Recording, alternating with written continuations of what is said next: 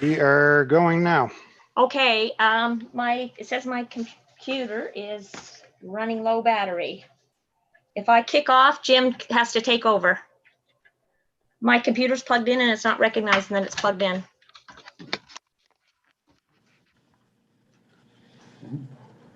Hollis? Yep. Jim may have to take over if my battery dies. I'm having tech issues here. Yep. Terry's here too. Oh, Terry, sorry. Yes, Terry's device. Okay, there we go. All right. Sorry about that, people. It's one thing after another. We'll start our meeting. We are running just a few minutes late, and most of that is my issue, so I apologize for that. Had tech issues one after another tonight. So we'll call this meeting to order and get started. We do have quorum. I will note that there's 4 board members in the boardroom at Hemlock Knoll. We have Annette Towns, Dennis Blair, Winston Gamblin, and Jim Tubbs, who is our executive member at large. And then on the video screens, you can see all the faces there that look so good. And then on the phones, the 2 Waynes and Faith Avery. So we definitely have quorum and we'll proceed. At this point in time, I need to ask any of the board members if they have any conflicts of interest to so declare them at this time. You are required to self-declare any conflicts of interest. Are there any to note? None to note? We'll proceed then. We'll start out by adopting the agenda. It was sent out to the board members as usual with the board package. I'm just going to pause here just for one moment. I see that somebody's waiting in the waiting room. There we go. And Hi, Mylene. Thanks for joining us. Mylene is joining us from RCMP. Perfect. Thanks, Mylene, for joining us tonight. It's a pleasure to have you. Okay, we'll proceed with what we were doing. We were on to the adoption of the agenda. The agenda for tonight's meeting was sent out in your board package. I trust you've all had time to peruse it. So at this point in time, I'd be looking for a motion to adopt as circulated. We have Terry's hand up. Do we have a seconder to adopt the agenda? Seconded by Annette at Hemlock Knoll. Are there any questions about the agenda?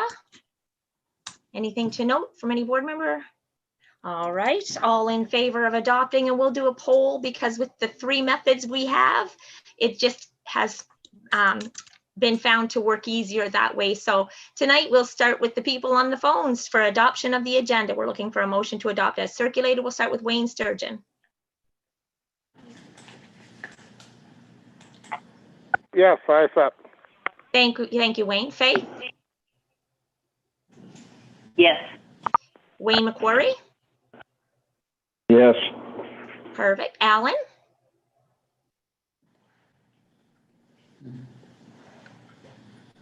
Thumbs up?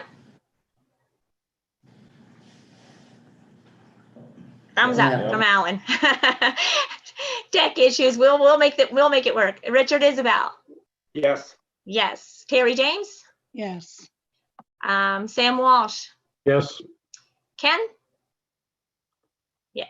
Yes. Annette? Yes. Annette? Jim at the Knoll? I can't hear Jim. Is he saying yes? Yes, I am. Yeah, okay. Dennis? Yes. Winston? Yes. Perfect. And then we'll go to Carla back on the video. Yes. And Doug. Yes.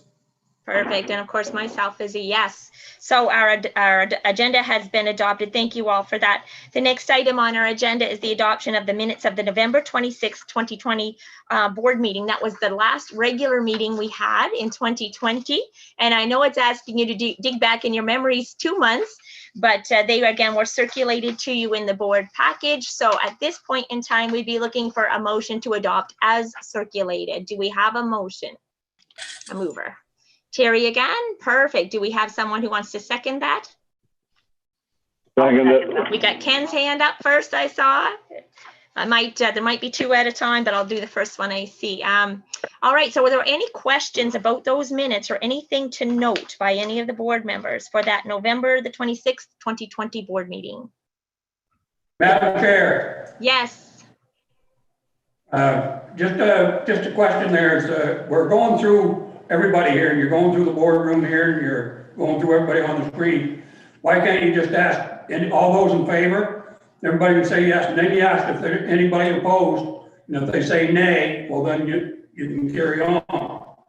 We did try that back in, I Just think it was, we're going through. yeah, we did try that, Dennis, and that's a fair point. I appreciate your input. We tried that back in October, and by the time we got through to the phones, where they were able to say yes or no because they were unmuting just to give their answer, it did create some confusion as to what we were asking and whether there had been a change to the motion on before us. I mean, I'm game to try it again tonight, just asking for all the A's and then going through the nays. We can certainly go back to trying that.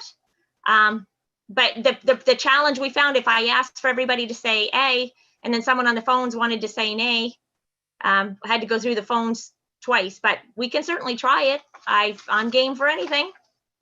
As long as we get the votes recorded, that's the main thing to me. So we can ask for the A's on screen and then ask for the A's in the boardroom and then ask for the A's on the phone, and then any nays I can see on screen, or people can speak up. So we'll give it a try and see what worked best. We can always revert. So we had Terry who moved the adoption of the minutes as circulated. Did we have someone seconded? I lost my, and that was Ken. Okay, Terry and Ken. I just didn't write it down. All right, any questions or discussion? Dennis made his point about how we ask for the votes while we're doing these multi-style meetings. Any other questions or discussion arising from those minutes? Or comments or anything? Nothing to note? Okay, we'll proceed to the question. We'll do all in favor of adopting as circulated and say aye, and those on the phones, just identify yourself first and say, you know, whether you're Wayne McQuarrie or Wayne Sturgeon or Faith Avery, and then say if you're saying aye along with it, and then we'll call for the nays the same. So we'll try it. All in favor of adopting the minutes of the November 26, 2020 regular board meeting as they were circulated can say aye or indicate by upraised hand. Aye. Carla's got a hand up. Alan, did you raise your hand? Perfect. Okay, and on the phones? Wayne McQuarrie, aye. Faith Avery. Aye, okay, and Wayne Sturgeon, aye. Okay, and then we'll go to the boardroom. All in favor in the boardroom can say your name and say aye, because I can't see you. Annette, aye. Jim, aye. Dennis, aye. Winston, aye. Perfect, and I think that's everybody. So I will call for the nays just in case anybody's changed their mind. Any contrary minded to accepting as circulated can say so. No, okay, we have our minutes. I think that worked out okay, Dennis, so we'll keep going that way. Thank you for the feedback.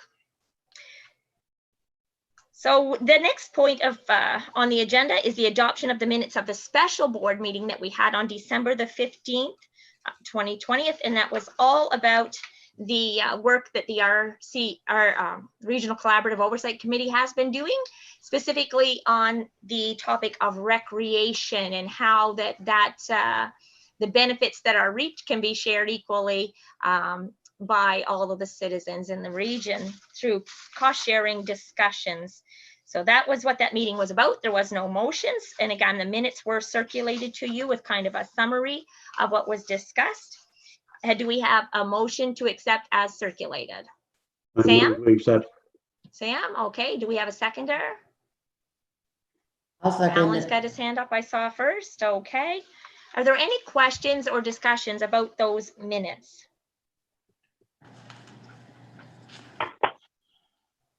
Nothing to note? All right, with that, we'll move on to the question. We'll start, anybody on the screen can raise your hand. If you're in the boardroom, I'll get you guys in a second because I can't see you all, and then we'll get the phones. All in favor on the screens can say raise your hand. Perfect. I see every hand raised on the screen. So what's in the boardroom? Are 4 hands raised? Yeah.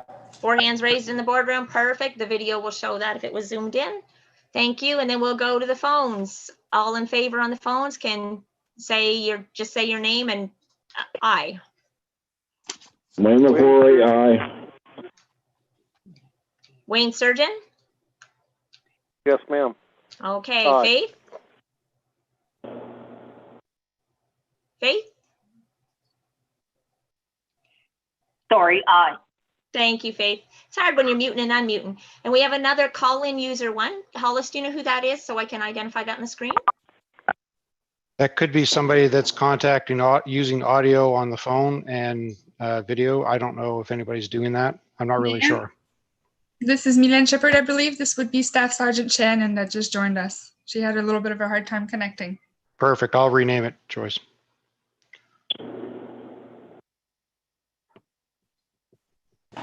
Staff Sergeant Shannon. That's okay. I'm just gonna, perfect. Thank you, Hollis. I appreciate that. We just want to make sure everybody who's joined is identified. That's all. So we all know who we're talking to. So we have adopted the minutes of that special board meeting that was held on December the 15th, 2020. And the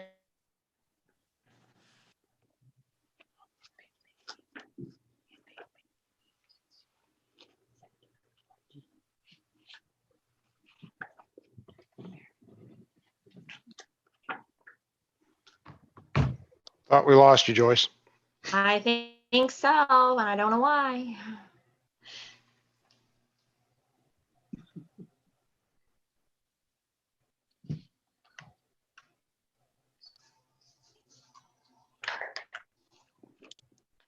Still with us?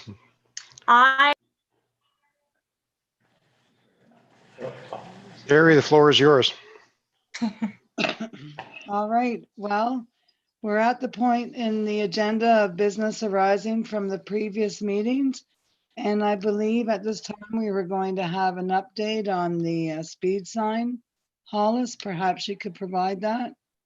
Sure. So reason it's business arising from previous meetings is because it has to do with the demise of the CPC. Part of the CPC was had dealt with the speed sign. So I just wanted to give an update on that. So the sign, as you know, it's available for municipalities to use if they need it. We're still going to continue the program. We will maintain it unless the board makes a different decision at some point to dispose of or donate to RCMP or whatever we're going to do with that. It's stored at the landfill. We keep it in the garage out there. Our staff has been fully trained on it, and they can provide training to municipal staff if they need to use it for any reason. There's a small training program that goes along with it, just about storage and things like that. So if anybody is interested in using that, contact Tricia. She's the one kind of in charge of that, and that's it. Great. That's great news. Well, we're at the point in the agenda for the RCMP update. So at this point, I will turn it over to Staff Sergeant Shannon and Mylene. Harry, Dennis had a question. Oh, I'm sorry. I didn't see him. Yes, I have a question for Hollis. Yep. On the speed sign, you said municipalities. LSDs don't come in on that? It's got to be a municipality as far as I know, because you need to be able to, first of all, move it, and no LSD, I don't believe, has a truck. And there's also some storage requirements that go along with it. So you have to pull it in at night, some things like that. I mean, certainly if an LSD had all the capability of doing that, we could talk about that. Okay. The chair has rejoined us, Madam Chair. We discussed the update on the speed sign. We're at the point in the agenda for the RCMP update. Thank you, Terry. I appreciate that. That's one of the great benefits of when this happens. Terry can just step in and fill in. So not sure what happened there. I have been having nothing but tech trouble. So appreciate that, Terry. Thank you so very much. No Thank you problem. for your patience, everybody. We have someone else in the waiting room, and I think that is, I think it's Wade Greenlaw. No, Heather Hatt. Okay. Let's rename her. I'm getting to Wade, by the way. Hollis, Wade was trying to enter as well.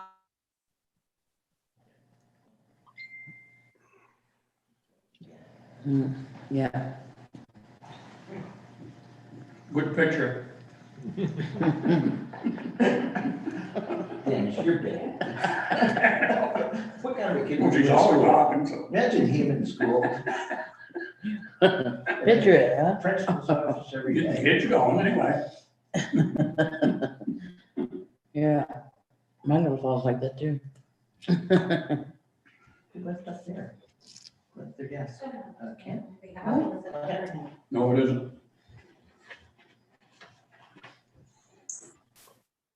Do you know why the owl isn't turning, Hollis?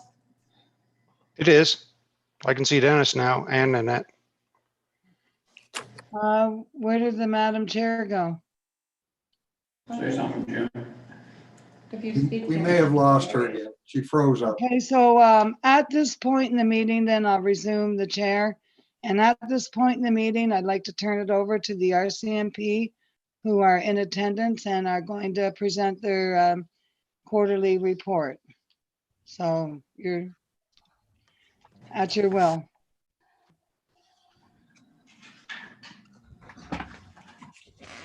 Okay, I've turned it over to the RCMP. I will. Hi, good evening, everyone. I was waiting a few minutes. I know Staff Sergeant Shannon's having a little bit of a hard time unmuting herself or connecting, she was telling me. So it doesn't look like she's going to come on, but I think she's listening. Star six on your phone will unmute you. So if you press *6. Good to know for her. So we'll see. So maybe I'll start in the beginning. So what we wanted to do tonight, it's been a long time since we had the chance to present to the RSC 10. We usually, well, the last time we seen the CPC was, I think, about a year ago with all of this COVID situation. So it's been a long time. And so you haven't had a presentation from the quarterly report in all that time. So there has been a little bit of change in the format. Slight change, minimal change, but still. And then we also wanted to take a little bit of your time to go ahead and do the community consultation process. So this is where we identify or you identify the priorities for your RSCs for the RCMP annual performance plan for the coming year. So as of April 1st till March 31st, that's our year, a little bit offset. So this is what we wanted to do tonight. I think, okay, so Donna just told me she can hear me, but she can't talk. So I'll just keep going like that. So maybe we will start by presenting the report, if that's okay with you. I don't know if you've received a copy via email, if you have it, yeah? I would share my screen, but I only have it on my other computer. So for the third quarter, this talks about the period of October, November, and December. Would you like me to share it? Oh, yes, that would be great. Thank you. There you go. Perfect.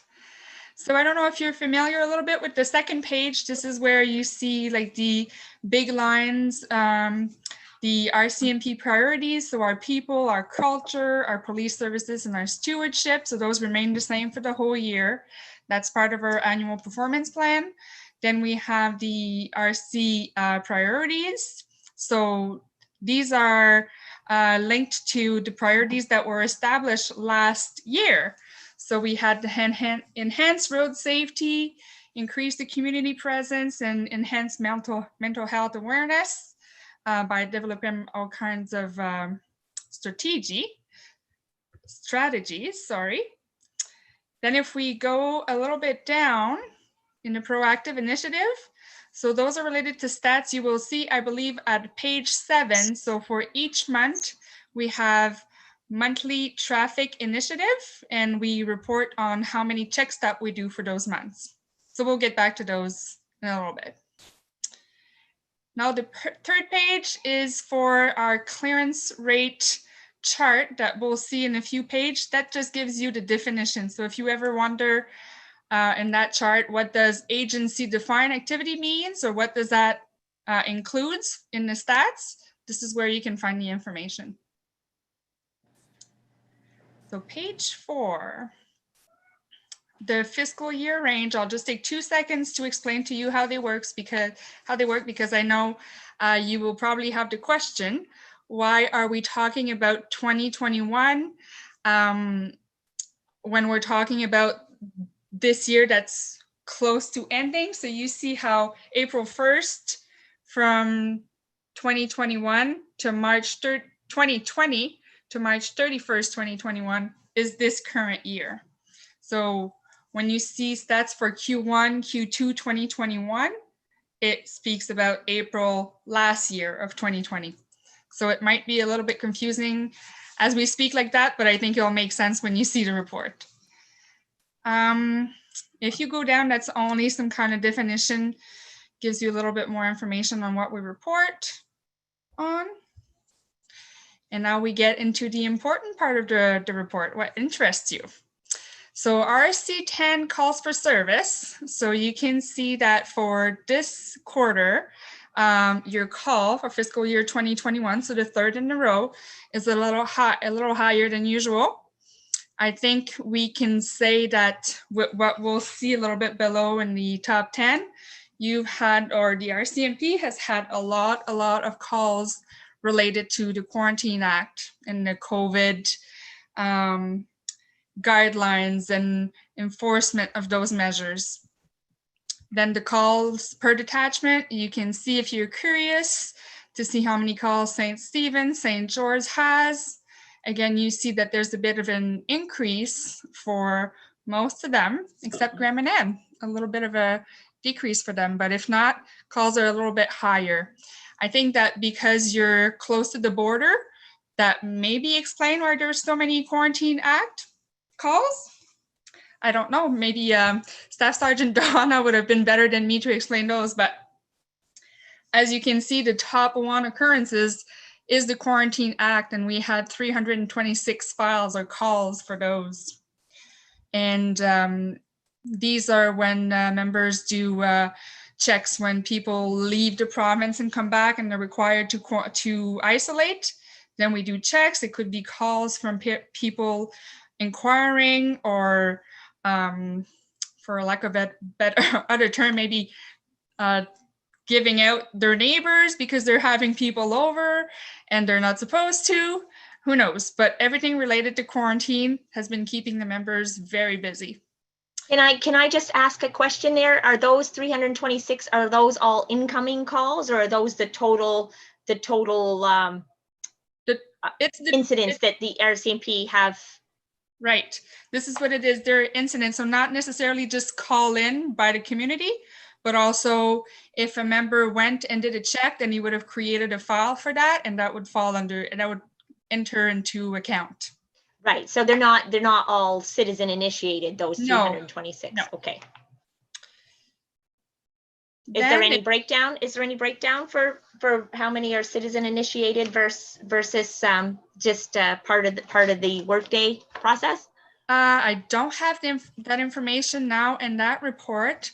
I'm sure we could find out how many are populated by citizen. I don't think there would be very many. I'm going to try to ask here Staff Sergeant Donna if she knows that. But that's maybe something I can get back to you with, but I don't have that information now. Yeah. That's really the top 10 occurrence incidents. So anything that happened, right? Calls or something that the members just went in and put in. Right.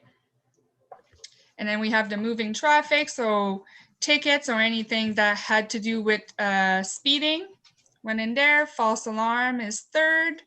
And then you can keep going down and looking. That's all your top 10 occurrences. May I ask if the false alarms are specific to monitored alarm systems that go off? Is that what they're referring to? I would think this is what it is, yeah.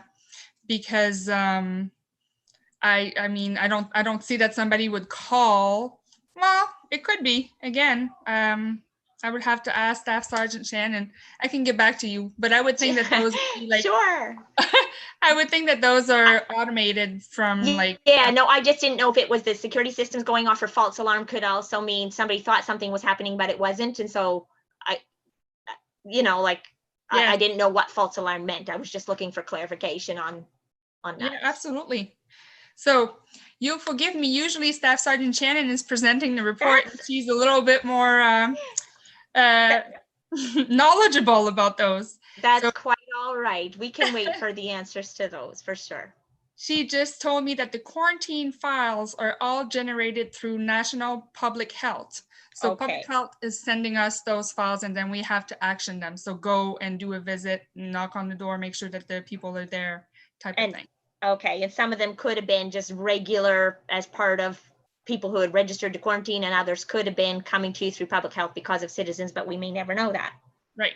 Okay, gotcha. I'm just going to call Staff Sergeant Shannon. She's going to be on the line here, so maybe you can hear her if you have a specific question that I can't answer. Yeah, no problem. She might be able to help. Can you hear me? Yes, I can. Hi. Hi, can everybody else hear? Can you hear Staff Sergeant Shannon? Barely, but yes. Yeah, okay. I can repeat what she says. Perfect. Or anytime, Donna, you can chip in and tell me additional information. Okay, so all the quarantine acts are generated by the public health of National Public Health, and they're all international travel. So whether it's been the US or another country, they're all subject to the 14-day quarantine, and we have to check on them throughout that quarantine act. So it's one file per person or per family or person that's in quarantine, and a lot of them, because of Campobello, it generates a file. But a good deal of them are essential service workers, like truck drivers that are crossing the borders to bring in essential services. Did you hear that, everyone? I did. Yep. All right. Thank you so much. What about Donna, about the false alarm? Okay, sorry, I didn't, these are all, the alarms are all house alarms, business alarms that we attend that have gone off over that quarter. So I didn't hear all of your other question with regards to those, but is there something that specific that you were looking for? They were wondering if they No, would... I was just wondering if they were all false alarm specific to electronic systems, or false alarm kind of, you know, we use the phrase, it was a false alarm. Somebody thought something was happening, but wasn't, and they called it in. And when the member investigated, found out there was nothing to it. So I wasn't sure if false alarm meant specifically electronic systems. I was just curious. Yes, they would all be electronically or electronic monitored systems that the alarm companies have sent us to. Thank you. And I don't know, Maven, if you checked on the or you spoke about your moving traffic violations. Yes. I know we haven't presented a quarterly report in a while because of COVID for RC10. So just to explain why that statistic is up so high. Last March, we switched to electronic ticketing, so e-ticketing, and that e-ticketing gives us a more accurate picture of POPA tickets, the provincial POPA offenses, only adult ones that the members would generate. So in that quarter, there would have been 139 POPA tickets that were given out in the RSC 10 region.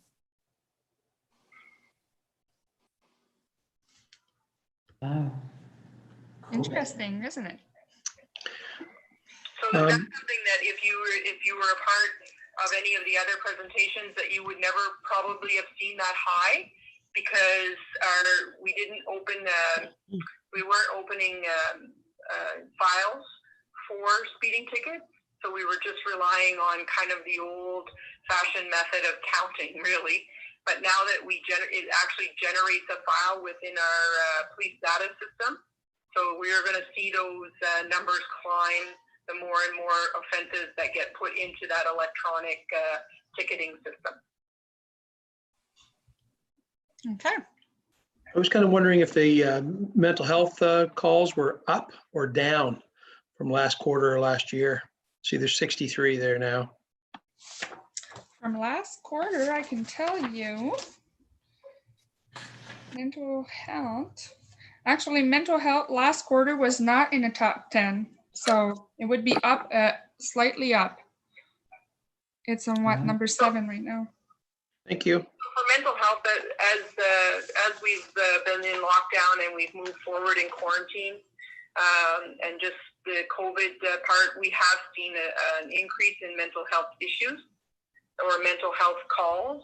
And it's a lot of it is just we found that it's people that are just, they're getting tired in some sense of getting of staying in their homes, and there's the depression is up a bit. So we're working with our mobile mental health partners to try to get this. And I'm sure you've seen also a lot of publicity and media in attention with regards to some of the new words, COVID loneliness. I saw on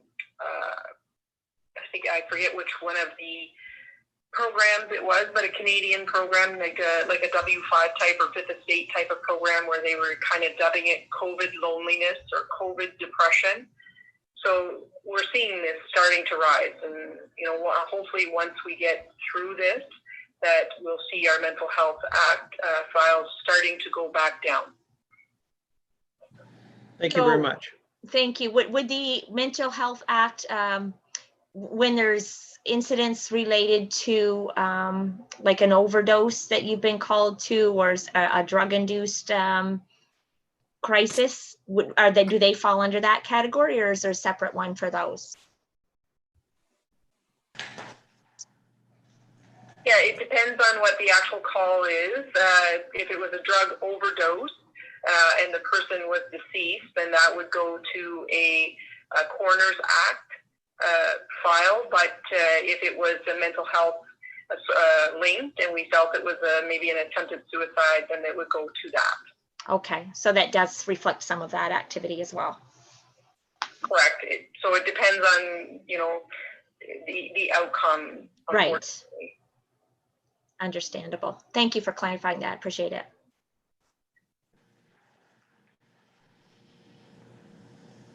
Do you want me to move down? Or? If everybody can hear okay, I can carry on with finishing the quarterly report if you'd like. Do you hear her good enough? Yeah? Yep. Okay. It's yours, Donna. Okay.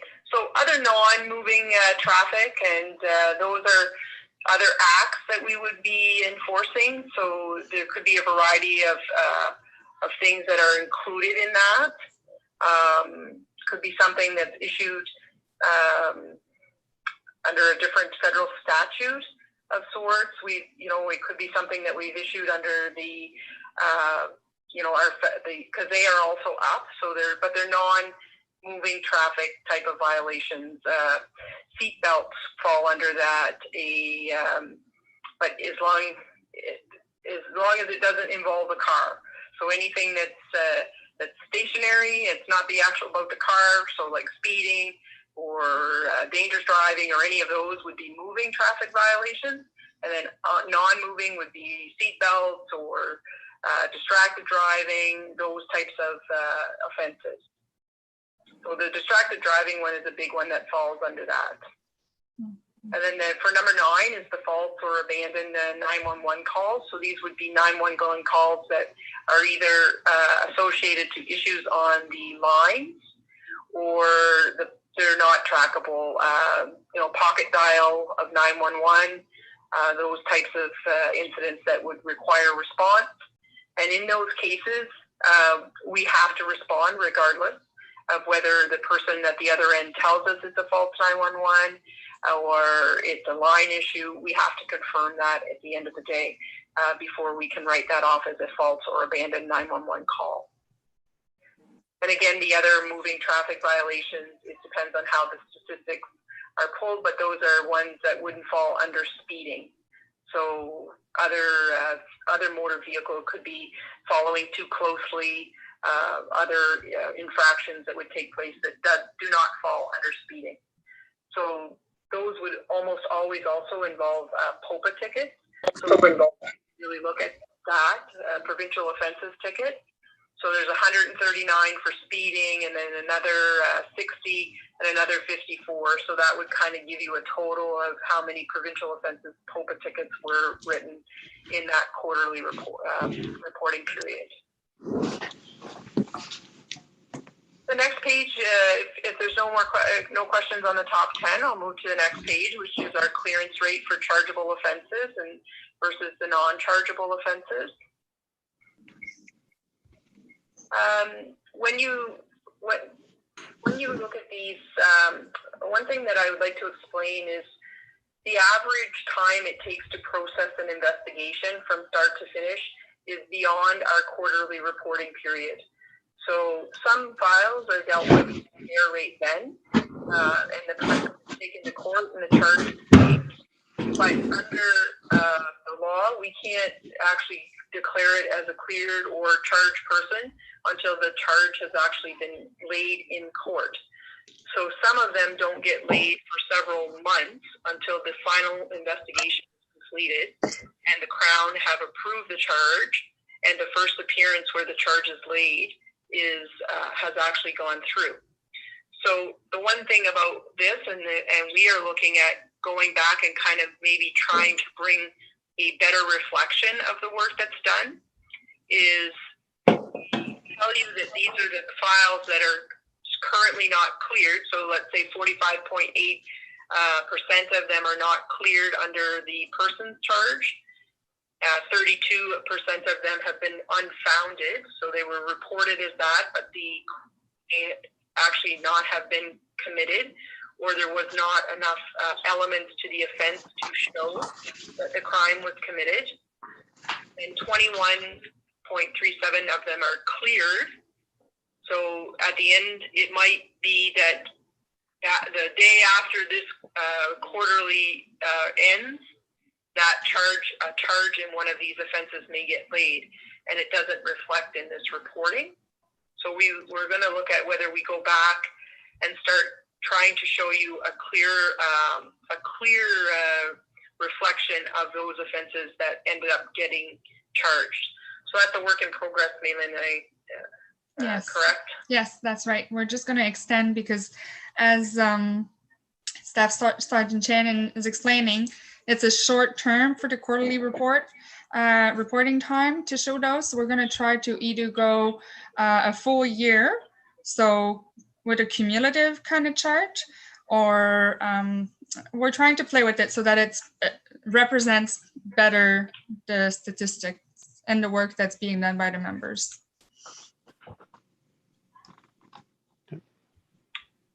So the next page is the proactive initiatives. If you remember back at the beginning, we had some initiatives, but we have initiatives that we designate each month. This is a provincial, or this is across the province. So, for a certain month, all across the province, the members concentrate on certain Motor Vehicle Act offenses. So you can see that distracted driving checkpoints, there a month that was designated as distracted driving. The target was 1 set by the province, and obviously, as you can see, the members in RSC 10 exceeded that distracted driving immensely by having 19 check stops involving distracted driving initiatives. Going back for the criminal code impaired charges, you can see in Q1 there were 6, there were Q2 there were 12, and then Q3 we dropped back down, and this often is reflective because of the weather, or in our case, just COVID. And then during the summer, we were kind of out of that yellow phase. So a lot of people were out and about moving around, and the summer months is always higher anyway. So that's why those stats will reflect that way. The move over law, that check stop is one that our concentrated traffic units. So we have a concentrated traffic unit in the division, which is called TTEU, so Tactical Traffic Enforcement Team unit, and they're better at doing this. This is to do a move over law checkpoint, it's a lot of preparation that requires a lot of manpower or people power, I guess. So it's not often that you'll be able to see your general duty members be able to set this up and carry it out, because it takes a concentrated amount of time and members in order to do it. So the objective of that one, although the members did issue a ticket for that move over, it was obviously something that was observed by the member while working, where they would not have moved over for the emergency vehicles or now the tow trucks as well. The impaired driving enforcement, the operations, and then the ticket. So the ticket here under is only for 1 month.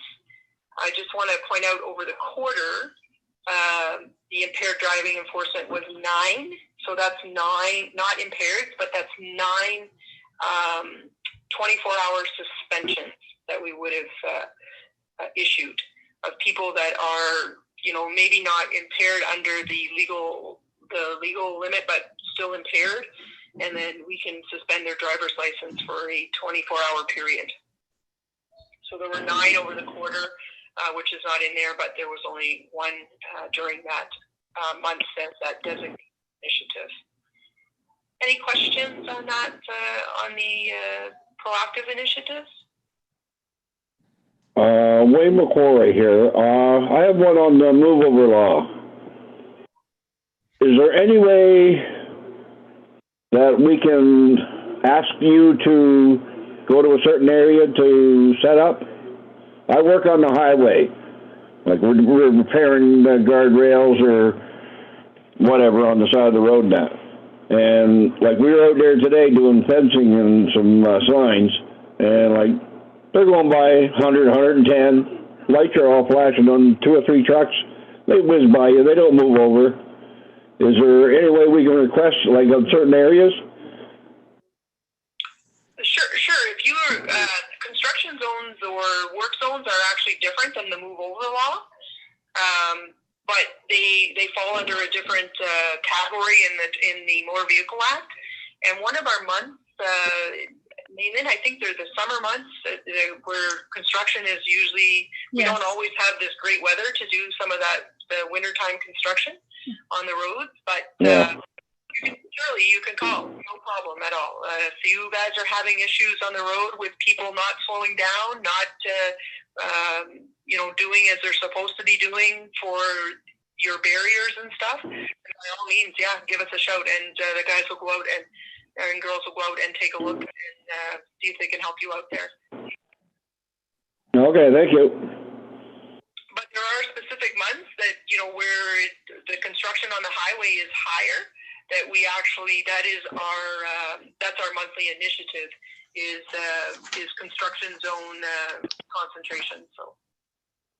Yeah, I know. It's just been like we've had great weather, no snow or nothing until tomorrow, but we've been getting a lot of this extra work done that we normally do in the summertime. We've had the time to do it, so it's just that we've been doing it now. And like the old saying goes, where's a cop when you need one? So the next part is the detachments, the year comparison detachments, and this part is the St.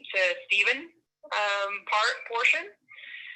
So for the Q3 reporting period for 2021, the break and enters are down from last year's and the year before to 13.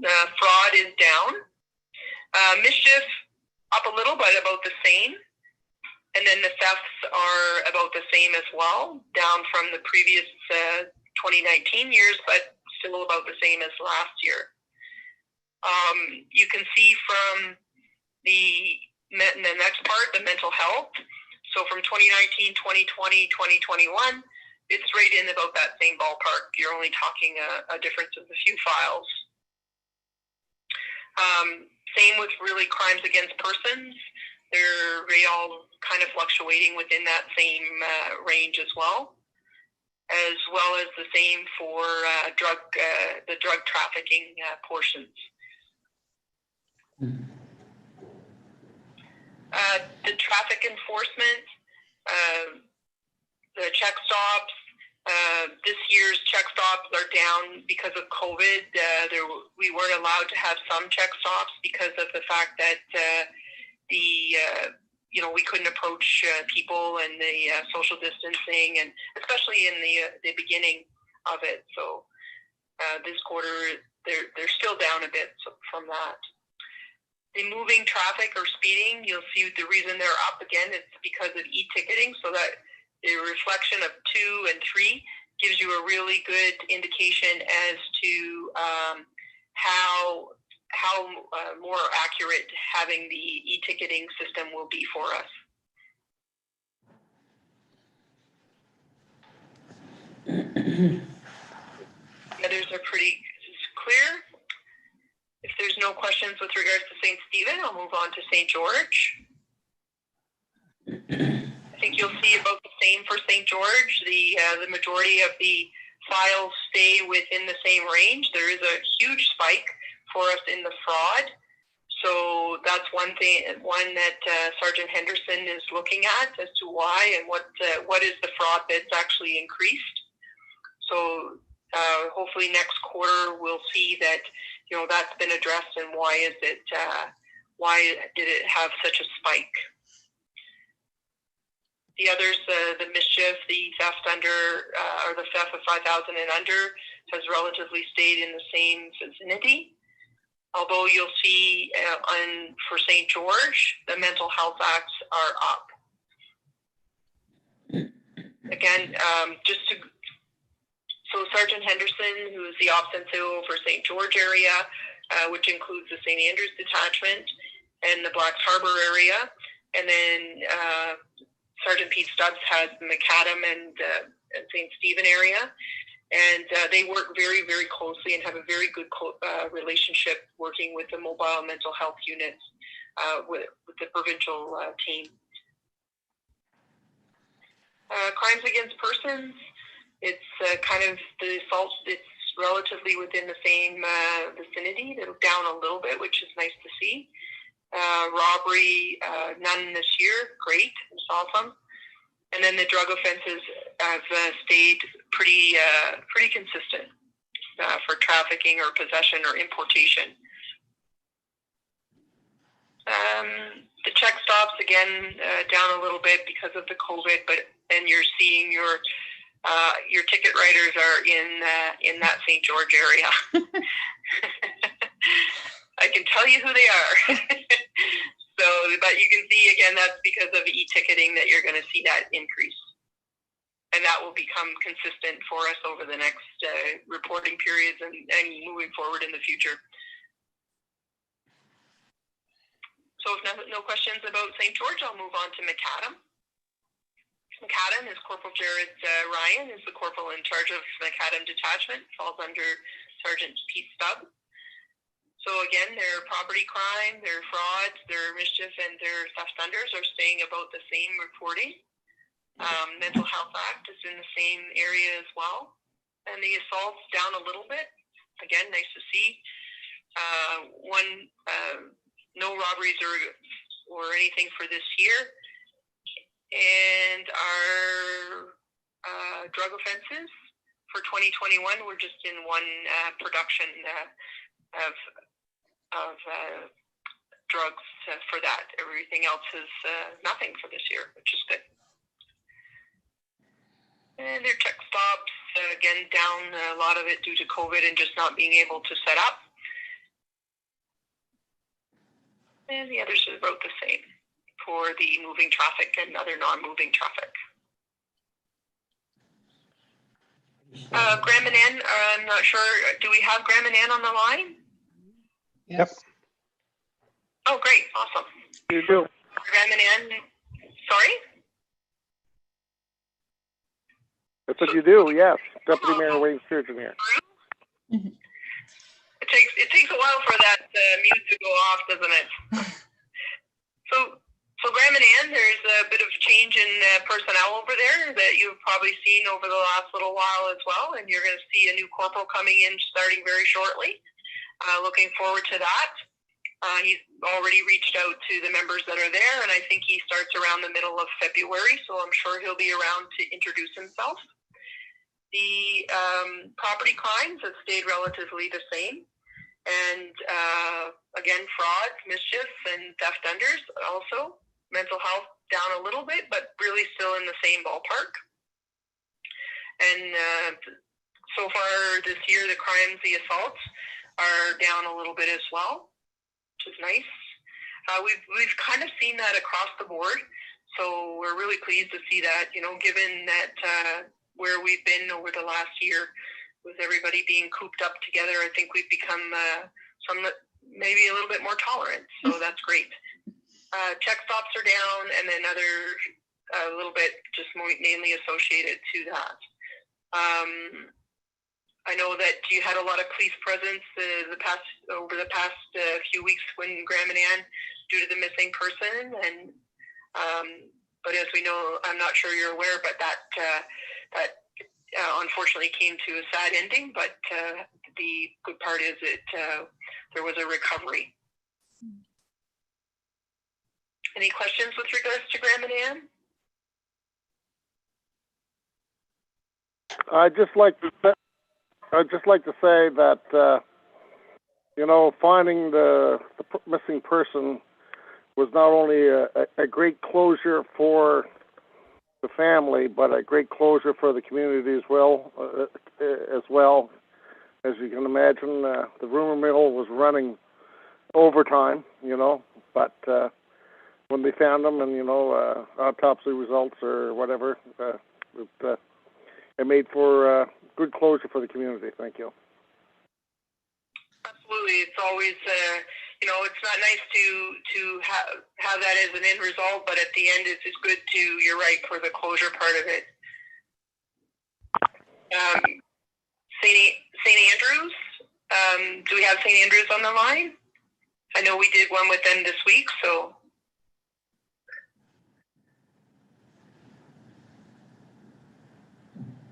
Okay, I'm not sure. I'll quickly run through.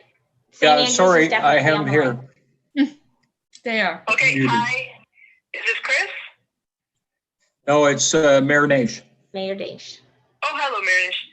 How are you? How are you again? Very good, thank you. So for St. Andrews, and I'll just start by saying, you know, like we finished with Graham and Ann, and there's for the missing person, St. Andrews also had a missing person, but so far we have not, but it's not without a lot of effort that's gone into that search.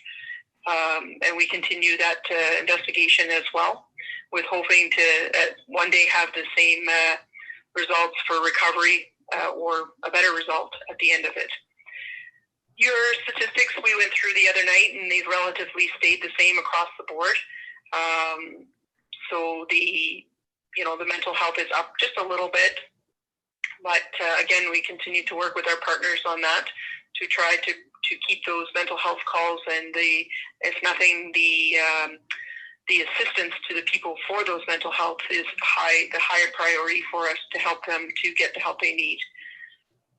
Check stops and moving traffic and non-moving traffic all remain around the same, a little down, but be just mainly due to the limited ability that we have, or some of the social distancing that we have to respect.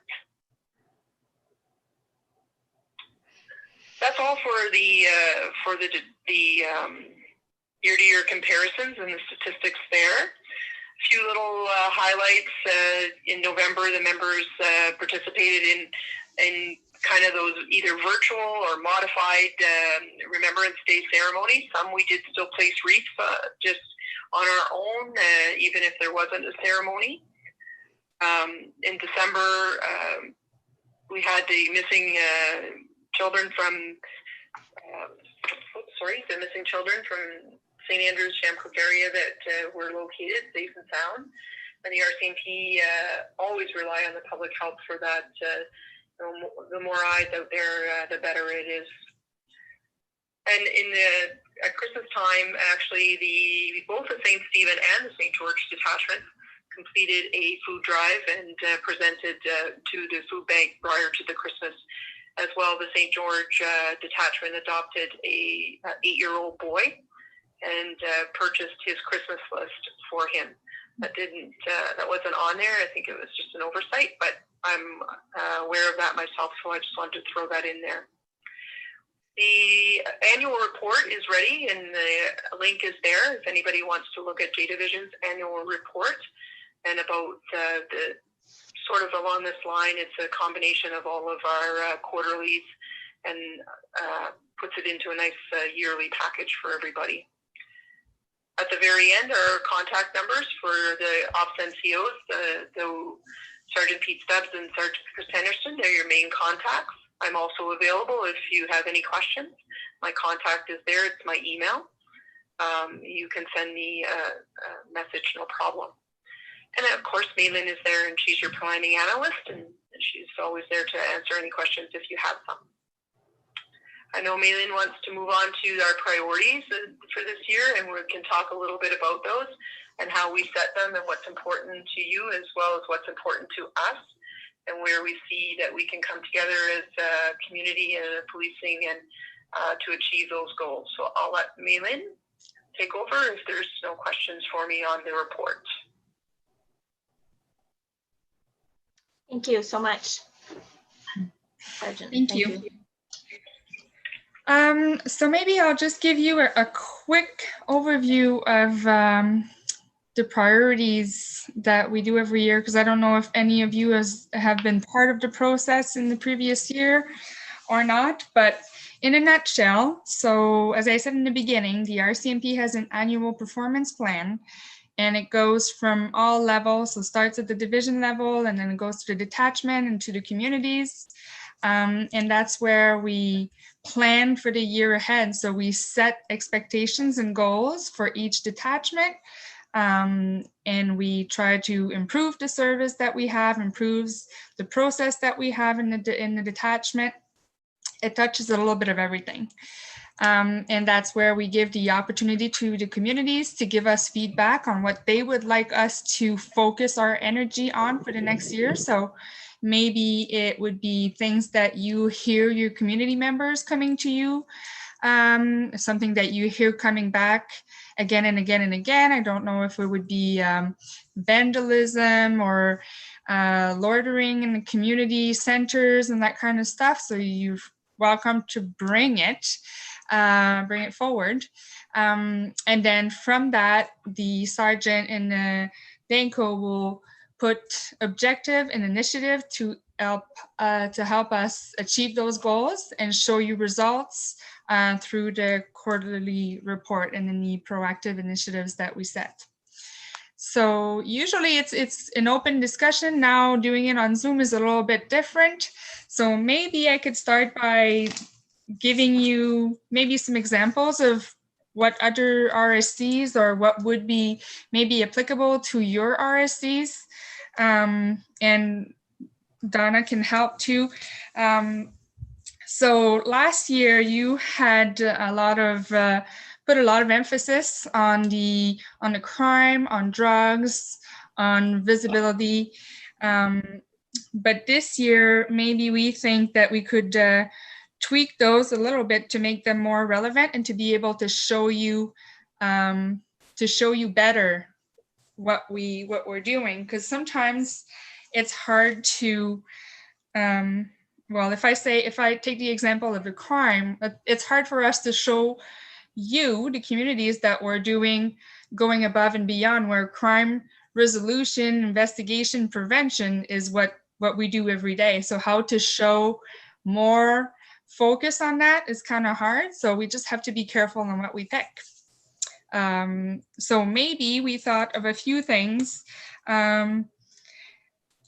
going along the lines of the visibility, because I know the community member love to see the police officers in their community, and they love to see us go around, and maybe you don't think you see us enough, which is, in all honesty, probably a good thing.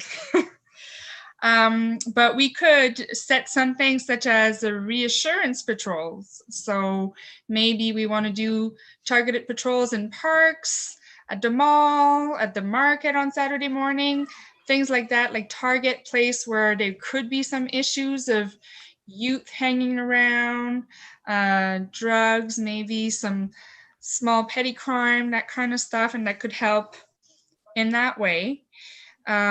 We could talk about some youth prevention. So once the drug becomes a problem, there's not much that we can do other than arrest them and work with the other department. But maybe if we try to teach and prevent at a young age, we can eliminate those issues. So that could be something.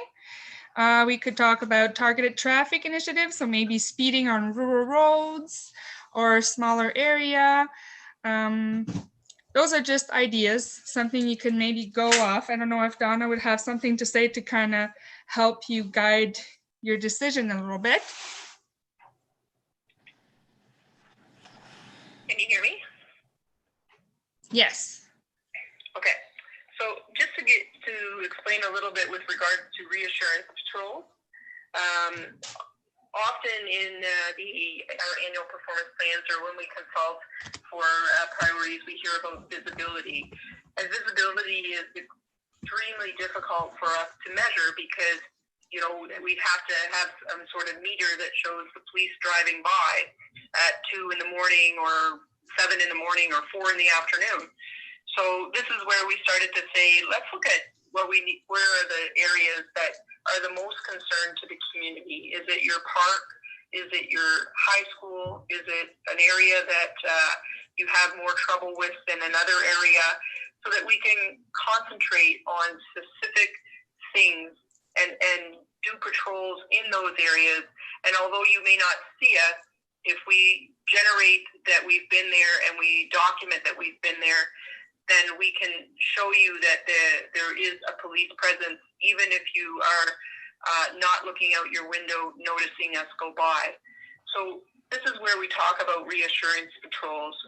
And in those patrols, it's working with the town. And I'll use Oromocto as an example. When we met with council in Oromocto, we talk about reassurance patrols and where are their highest rates of issues or concerns that they have. So they have some parks and they have some trails. And how can we work with the town or the village or the area, the rural area, to help you to make those places better for you? So if you have a park that you're having issues, and we do extra patrols, but is there something that the town or the village can do to help with that? Is there, you know, signage? Is there like hours of operation? Is there, you know, barriers up that would prevent ATVs from going and tearing around in the park? Or is it just wide open so that they can do that? So it's much more of a consultation process of reassurance to say, let's look at some of these things that we can do.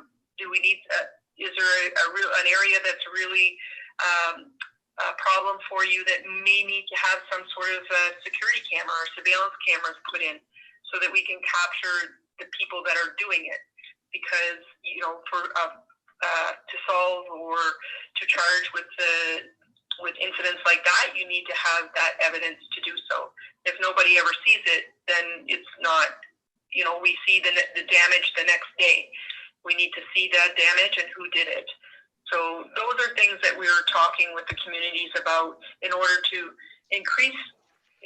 show you that there's a presence there, but you may not necessarily always see it. So like I say, visibility, when I talk to communities, I always say that, you know, it's a very hard thing for us to measure, and it's always one of the things that the communities ask for.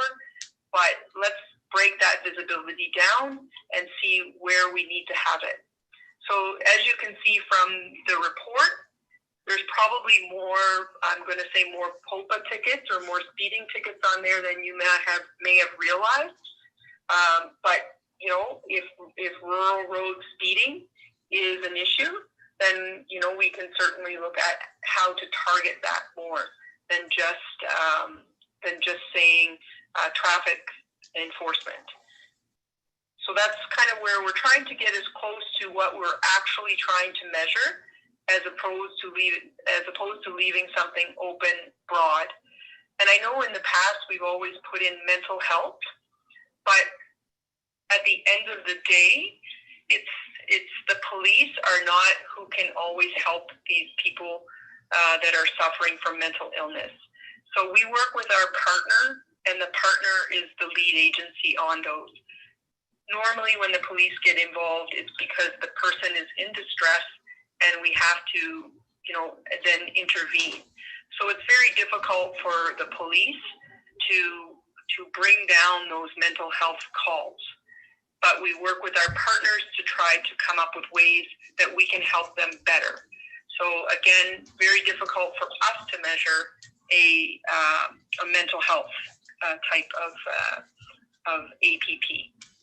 So I don't know if that helps you in your decision making as to what your priorities would be for the RSC 10 region. I know I certainly have my thoughts on it. But I'd like to leave that to you, and then at the end, when we finish this off, we'll all kind of be in agreement as to what those priorities should be. Sergeant Shannon, if I can ask a question here, and this is really just about the process of this. Is this something that you're hoping to get final answers on, like right now? Because it is a much bigger discussion than maybe, and maybe it would require a little bit of preparation on behalf of, like, the members might want to do a little preparation before they come back rather than sort of on the spot come up with it. What are your thoughts on that? So Malin has a questionnaire that she can send everybody, and no, we don't need to get it finalized tonight. We just want to put into your thought process as to where you guys would like to have. So she does have a questionnaire that she can send out that you can come up with your top three. You guys can meet, you can discuss what you feel. I can be a part of that if you would like. I can have some input for you to help you see some of the issues as we see them. And then, at the end, we can get, so this will start, as you can see from our quarterly reporting, our year begins in April. So if we're finalized in this by sometime in February, Malin, that would be something that would be realistic for us to get inputted into by April, right? Yeah, absolutely. If we can get it done by February, I would say like same date, the 28th. That'd give us enough time. That'd be great. That questionnaire, that questionnaire can be emailed to Hollis and he can distribute it to every board member for sure. Perfect. Okay. And from the policing side, so once we get those priorities that you have, then my job with the sergeants and the members of the detachment is to come up with initiatives to achieve those priorities. So, we need to get those to Malin too. It usually doesn't take us that long to do. But, once we receive them from you, we look at them and say, okay, how do we have a detachment meeting and we talk about how do we achieve these goals for our performance plan. Alan has a question, Mayor Alan McEachern from St. Stephen. Yeah, so as mayor of a municipality, I have council to work with as well. So if that's something I can, I assume, give that survey to the council. Absolutely, yeah. You can share, you can send a link to, yeah. Yeah, thank you. So it looks like we'll be bringing this back to another meeting as part of the discussion for the RSC 10. And we may, did you say, Sergeant Shannon, that we can call you back in if we feel that that would be beneficial to a good, robust discussion? You'd be willing to join us another night? Oh, absolutely. Thank you so much. So we have some homework for the board members. You do. So this is all we had then. Sorry, Malin. We wanted to get out earlier this year, but you haven't. I know you guys are just getting kind of back around, and us too. And we did get some of ours done earlier in the year, so it's been great. And that's our goal is for the 20. This is our 2020, our 21-22 initiative. Mm-hmm. So for the 22-23 initiative, we'd like to get that started by the end of this year so that we can really have these real healthy discussions to identify your priorities and what our initiatives would be to tackle them. So just so you know, that would be coming up probably towards the end of the year. That's great. And you also mentioned, Sergeant Shannon, that you have some, you've had some discussions with other RSCs and you had some examples of things that they have come up with, and it may be helpful for our board members if you just kind of the initiatives that to get the creativity flowing or the thoughts percolating in our minds. Would you have 3 or 4 as examples that you're working on with other RSCs? Sure, absolutely. I can send you some of them. Some of the things that we've worked on, like I said, is these the Reassurance Patrols. Reassurance Patrols. How do we, you know, make the parks and the trails safer? You know, working together with the towns and with the villages. Okay, perfect. So those were some of the initiatives. I'm sorry, my internet connection is in and out, and I must have missed that those were some of them. I apologize. Yeah, those are a couple I spoke of. Like we've done the school zones where, you know, maybe in something like Saint Stephen or in where you've got your schools sitting right in your town and they're not more rural like, you know, you might have that school zone enforcement where we target that a little closer, or property crimes. If your property crimes were high, then we may look at property crime awareness and education parts, not just the enforcement of it, but how to keep your property safe, better ways of helping us to, when we do seize items, because we literally throw a lot of stuff out at the end of the year because we can't identify who it belongs to. So it's a lot of, you know, how do you better identify items for us? So those are things that we think are important priorities for people to educate with how you can help the police and how to keep your community safer. Thank you so much. Madam Chair, Winston Gamblin. That's Winston. I was question for the sergeant. I was quite intrigued when you said school zones. Do they stop at the Charlotte County line, or do they go up into York County? Sorry, is this for McAdam? No, this is for Harvey Station. Harvey. Oh, for the Harvey, yeah. So McAdam Detachment, they cross between, so each, I'm responsible for each of those RSCs, RSC 10 and 11. So I have that McAdam Detachment, which was responsible for part of Harvey as well. And then I also have the Ormocto-Nakawic Detachment that's part of the other side. So we have a priorities in RSC 11. So if there's something that you want to bring forward that you think needs to go on that other side of York County, then I can take that too, and we can put it in as part of our RSC 11 performance as well. Well, just say we have a school, 2 schools off of Highway 3, but I've never seen a police car up there to do anything about the 30 kilometer speed zone. Trucks go through there 60, 70 kilometers, 80 kilometers, you know, and I've never seen anybody there to do anything about it. So I just thought maybe you only come up to the Charlotte County line or something. Sorry, we say this, you know, we have no real boundaries. You know, our cars can go beyond the county lines. So if there's a need, then they can go. But you know, that York County actually does, some of that area does fall within RSC 11. On a Zoom call. That would be, and again, we can, you know, if you address that in your questionnaire that Malin sends out, I will certainly look at that. Thank you. Thank you, Winston. Are there any other questions from the board for our guest presenters? Questions or comments? No. Nothing to know?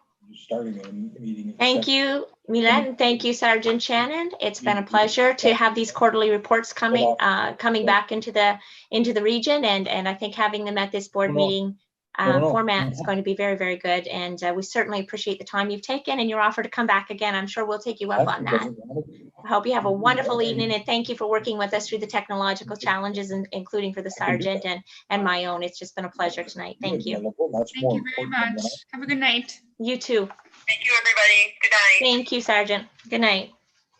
All right, with that, I think it'll definitely be coming back to us as business arising from a previous meeting. So that will be coming back to you, and Hollis will get the link for the questionnaire and maybe a PDF copy as well for those who prefer it that way. And we'll make sure that we get that out to you just as quickly as we get it. And thank you, Hollis. All right, so with that, we'll move on. Are there any questions for the board now that our guest presenters are gone? Does anybody want any discussion from that? None to know. We'll move on to the next section. So we've done our speed sign update and the Rcmp update. So we'll move on to committee and staff reports, the really exciting stuff.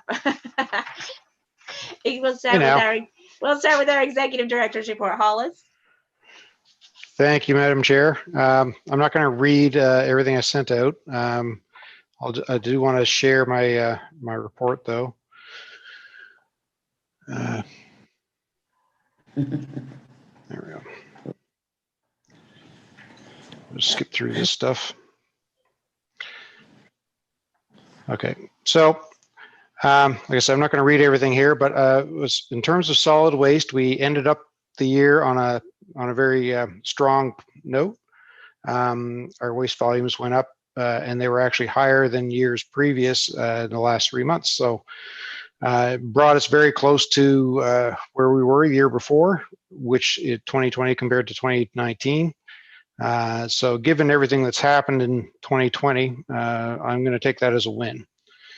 Our planning department ended up 2020 53% up in like permits and not just development and building permits total, and that was with the same amount of staff. We're just getting better, or they're getting better at what they do, I should say. It's been extremely busy in this planning department. They they never stop here, and so we will see what 2021 brings. So far, it's off to a big start, so I don't anticipate it's going to be any slower this year. A lot of, I was chatting today, and the enforcement side of it has certainly brought up the development permit side, but when we go through the fine details of what enforcement has done, if we take out all of the, hey, you're building something and you don't have a permit, so please get a permit files, if we take all that stuff out, the actual development permits are about the same as they have been historically. What we have been hoping to achieve with the enforcement is that we just get to the point where people come in and get a permit. Doesn't appear like that's sort of taken root just yet, but so that's something we're probably going to address this year to see if there's anything we can do to help that. So in the planning side of things, we've completed some fairly big plans. St. Andrews was a success, I think. There's some really good work being done on bylaw development. The new one for St. Stephen looks amazing. Like, I think it should be award-winning. It's not a wall of text anymore. It's an actual understandable document. So there's a lot of good work going on there. Internally, the big project for me and what I've been pushing for during the winter season is documentation, our QMS system, bringing all of our documentation under one roof that's cohesive, all of our policy manuals, and this will include all of the board manuals, so that the bylaws, the HR policy manual. Eventually, we'll have a board policy manual as well. I'm hoping to bring that all into this one system, which is all version controlled. It's a fairly big task because we're fairly scattered. There's stuff on paper, there's stuff in different systems, but it will make a tremendous difference in the way that we can manage going forward. So I think it's important. that is my report, Madam Chair. Perfect.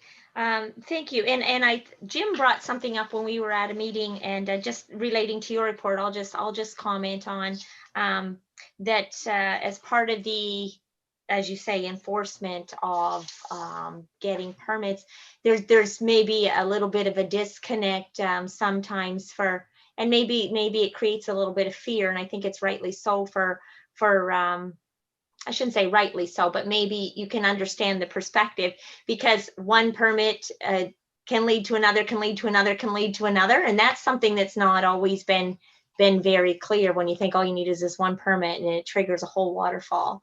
And so that maybe would be part of that process, so that when people try to do it the right way, they know when they step into the process, okay, if you ask for this one, it's probably going to lead to this and this and this and this, and so that they can plan their work based on what they know they're going to have to get down the road, because it can take people by surprise. I'm speaking from experience.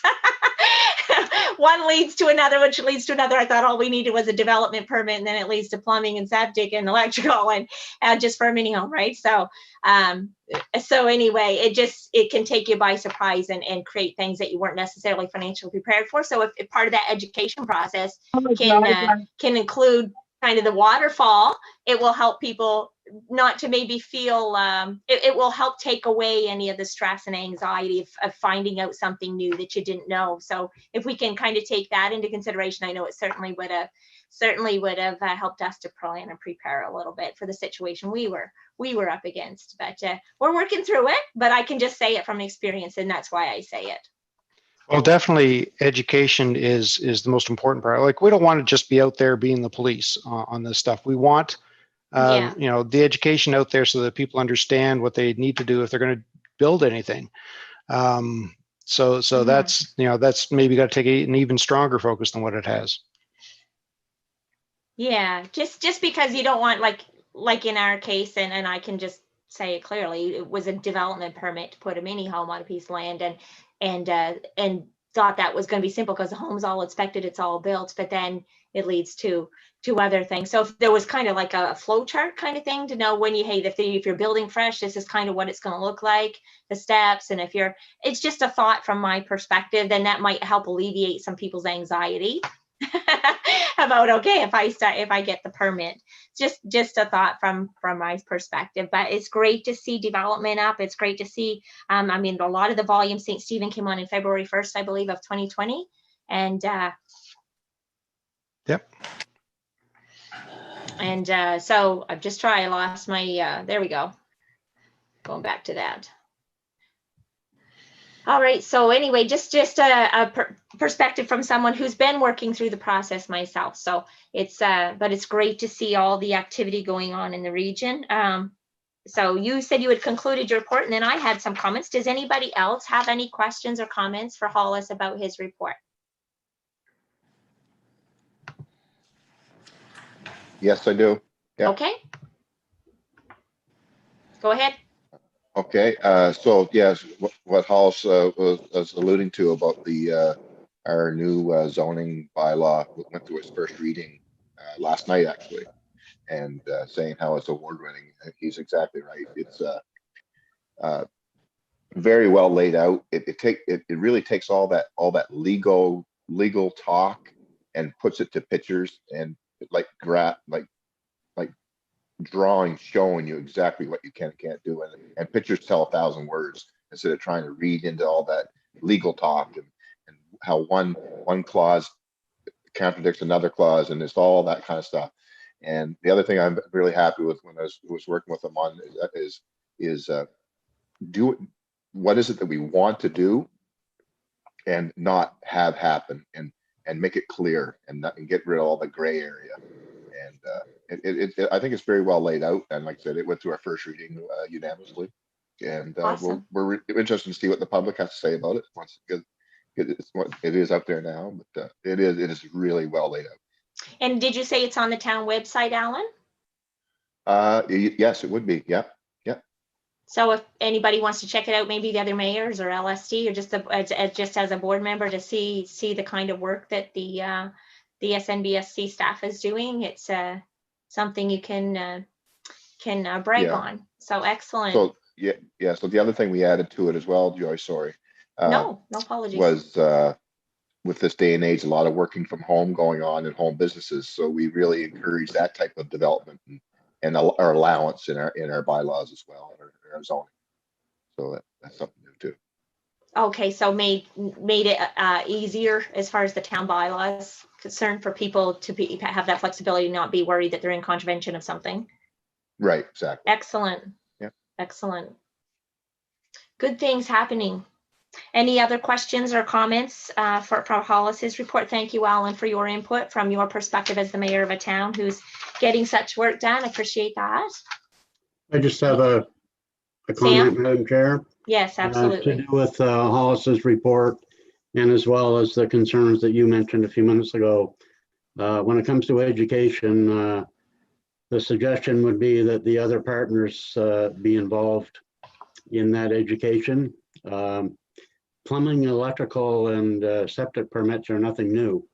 They've been on the books for as long as I've been an inspector, for 30 years. It's just that people have gone in and done the work without getting a building permit or anything else. So my understanding now is that it's the building permit that triggers the notification to these other departments that something is going on. So if you know, the public safety should be involved, technical inspection services, along with the fire marshal, not for houses, but for larger buildings that require a fire marshal plan review, of which you know, I'm involved in. So I know what you're saying, Joyce, and it is a bit of a shock when you think you can just do this and do that. But in all honesty, you know, permits for electrical hookups to mobiles or homes that have been there for years. There's nothing new there. It's just that their public safety probably is as bad as anybody else as getting out the word. Right. So, No, and no, absolutely no complaints that permits need to be done. But you know, when you're playing, yeah, like that's not. I was just meaning the information that you know when you start. These are the steps, and this is what's going to be triggered. Sure. So you know, I'm so suggesting that the planning commission, planning services, perhaps, you know, start, you know, a constructive dialogue with public safety, technical inspection services on the subject of education to the general public. And you would start obviously first with contractors and with providers of mobile home or you know, modular homes and so on. Not that they don't know that stuff already, but you know, it would, partnerships are always better, I guess.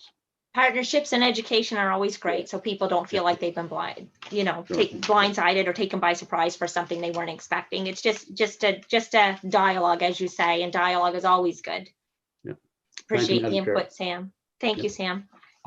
Any other questions or comments? We'll move on to the strategic plan update if there are none. And once again, our Executive Director Hollis is the presenter for that report.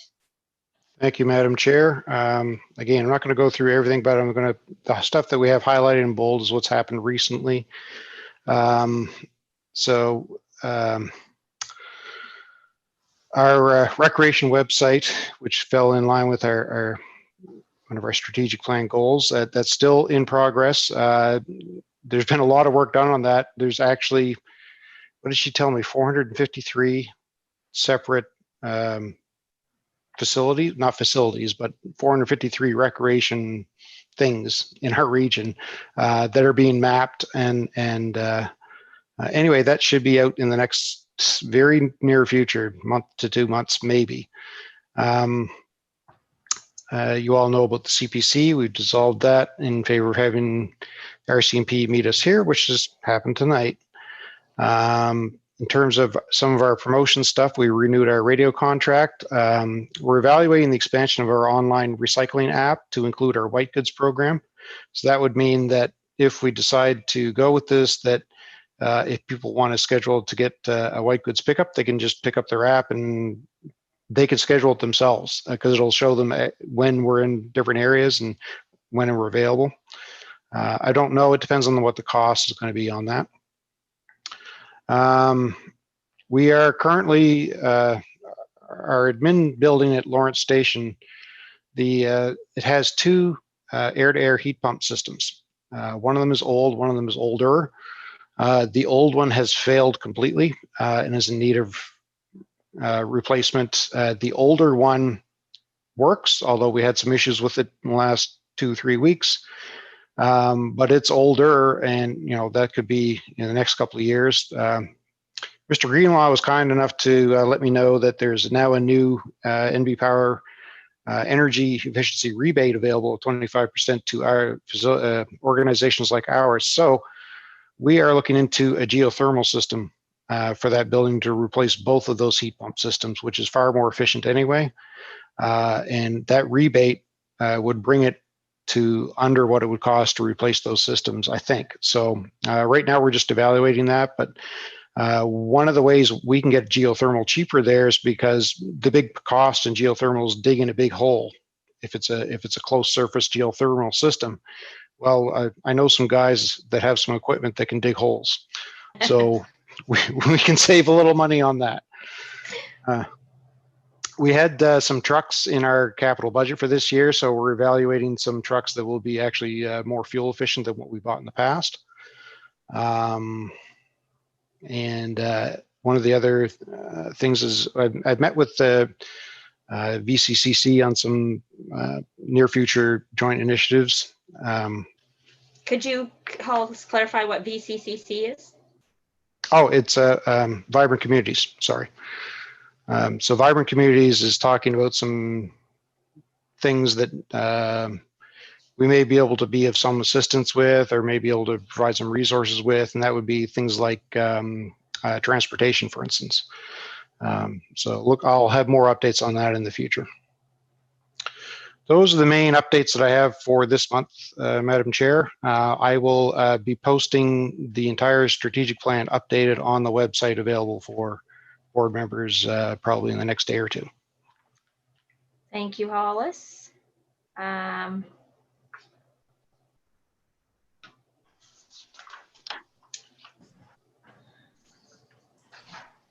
Any questions or comments for Hollis about the strategic review update? It's hard to believe that we've had our strategic plan now for a full year, and just about at the time we actually need to be looking at it again. I think the goal is to lay eyes on it annually and make sure that it's meeting our needs, and see if anything new needs to be put into it. So we'll have to keep that on the radar as well, to take a good thorough look at that. We get the updates, but a good old once over is always in order. Any questions or comments once more before we move on? No, perfect. Thank you so much, Hollis. Appreciate that. We're going to move to the Rcoc report. Terry James is the chair of that committee. Mayor of Blacks Harbor, chair of the Regional Collaboration Committee. Can you take the floor, Terry?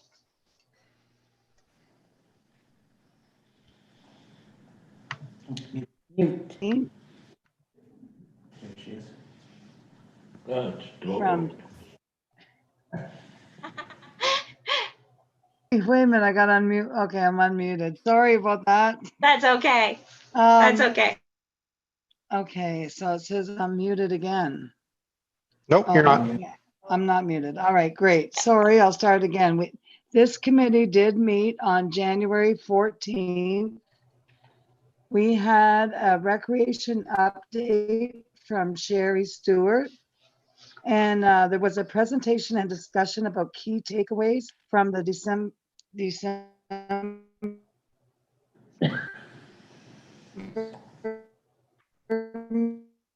meeting, which included future facility needs and fund collection, including the process for increasing funding. And a discussion was held about the need for the Service Commission to inform the public of the proposed policy. An update on the new recreation website was also presented at that time. From that committee, I move that the executive director be directed to prepare and send out a press release with the intent of informing the public that the Southwest New Brunswick Service Commission is addressing recreation needs and is forming a plan, facilities and assets in our region for 2022. So I make Do we have a that motion on the table? Do we have a seconder? Seconded. Winston.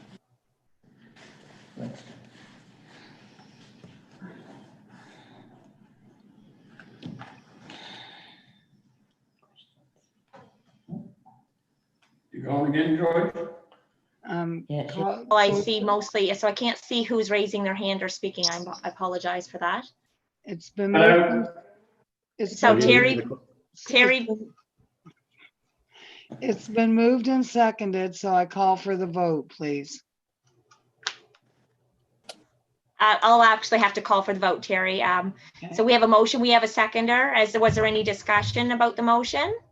Questions? What's the newsletter gonna say, or the thing? It's just an form that's, I'd like to see something, what is gonna be presented.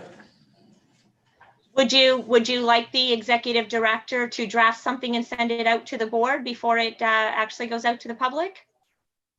Yes, I think that's appropriate. That's appropriate? Yeah. Yes. Okay. So the discussion is the motion still stands, nothing changes the motion, but that the board will see the release before it goes out. So is that an amendment to it, or? I don't think it changes the motion. Well, you can't vote on it that way, because if you do, it means it gets sent out. Made aware. If you don't want it to go to the press right away, then you have to vote nay. Okay, And I'll another agree motion to that- a friendly amendment Okay. stating that the executive director will send out the press release in advance of releasing it to the public. He'll send out a press release to the board in advance of releasing it to the public. Thank you, Terry. Do you want me to retype the motion real quick? I'll just copy and paste this, add that in, put it up on the screen so everybody knows what they're voting on. Sure, that would be great, Hollis. Thank you. Okay. We'll just give Hollis a moment to make that amendment. Hold on a second. Before he gets the letter? Before he does the letter? No, but just said the letter. Just give them permission You to get the create letter, or you get a motion, but you get the letter, and then approve it before it's published. When it's published. Okay, I just got wires crossed up in here. Well, no, but then you got one step and done three, Yeah. and over two. Pretty hard job. You get it straight. You guys in the boardroom have somebody to talk to in the quiet times. I could sit here and talk to myself, but it wouldn't be wouldn't be quite as nice. That's awesome. I miss the days when we could all be together, that's for sure. Those days will be back soon. Yeah, it's nice to see everybody on the screen, but there's just something about seeing people face to face. It's just, I think that's part of what makes us human, and it's just something I sure miss. And it's going to be good when we can get back to that. I'm looking forward to it. Don't know when it'll be, but I'm looking forward to it. Holding on to the hope it won't be too awful long.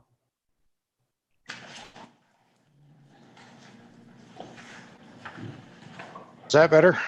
Okay, I move the Yes. executive director would direct a prayer press release in front of the public. Recognize the final plan to provide this, and send it out. Yes. To the board for approval before releasing it. Sounds good to me. All right. So there we have the motion amended to reflect the friendly amendment to have it go out to the board before it's released to the public. So that would be the wording. We had the motion, we had it seconded, we've had some discussion which led to the friendly amendment. Are there any further questions or discussion about it? No questions? No Just rip the discussion, all right? Band-Aid off. Pardon me? Say, just rip the Band-Aid off and get it done. So we'll move on to the question. I need Hollis, if you can, there we go. I need my screen back to see hands. We'll go with all in favor can raise their hands for the screen. Carla, you're in the dark. I can't see you, my dear. There we go. We got a hand. Just leave them up for Claudette. If you're in favor, leave your hand up so Claudette can make sure she counts them. Alan? Hand up, okay. And in the boardroom, how many hands are up? Four. Four up in the boardroom? Okay, and then wait, we'll go to the phones one by one. Wayne McQuarrie.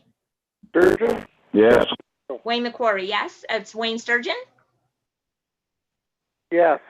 Perfect. Okay, we have our, I think I'll call for the nays. If anybody is contrary minded, you can speak up if you're on the phones, raise your hand if you're on the screens. So I believe it was unanimous. Perfect. We have our motion. Thank you, board members. It's always good to have discussion and see that we can ask for things to be changed and all work together to meet a goal. So that's excellent. Thank you so much. Terry, back to you for the finalizing of the report, if there's anything more. No, just hang on a sec. I'll pull it back up. Sure. Other than that, no, the meeting concluded. So thank you very much. Thanks, Terry. Appreciate your time.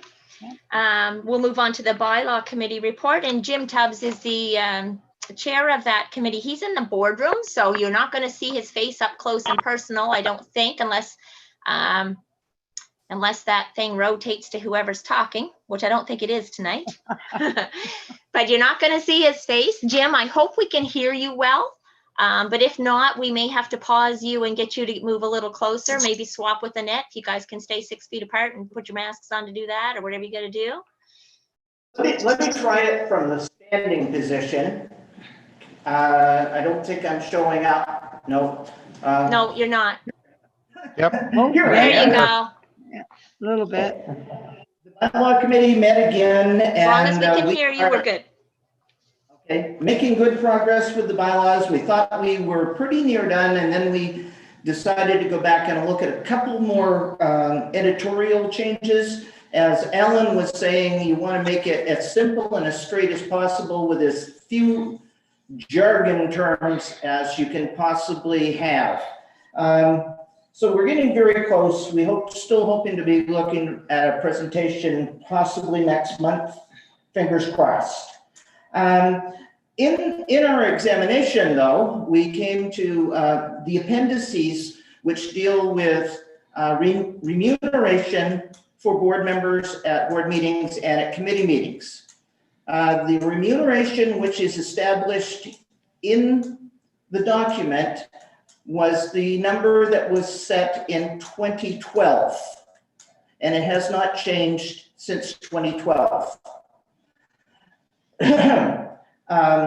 If you were to look at compounded CPI since that time, it would have increased by 11.8%, I believe it is. But we have had no change. So with that in mind, I'm going to make the following motion. I move that the amount of per diems for board members be increased by 5% immediately. We have a motion from the chair of the bylaw committee. Do we have a seconder for that motion? I'll second it. Seconded by Annette. Seconded by Annette. Perfect. And Heather has her hand up too. So thank you. So now we're going to move on to the discussion portion, discussion and questions. Please direct any questions you may have at this time about this motion. Any questions about it? None? All right, we'll move on to the call for the vote. Heather, did you have a question? Yes, I did. Okay, yeah. Now, is this a standard rate all over the province, or? Jim, do you want to speak to that?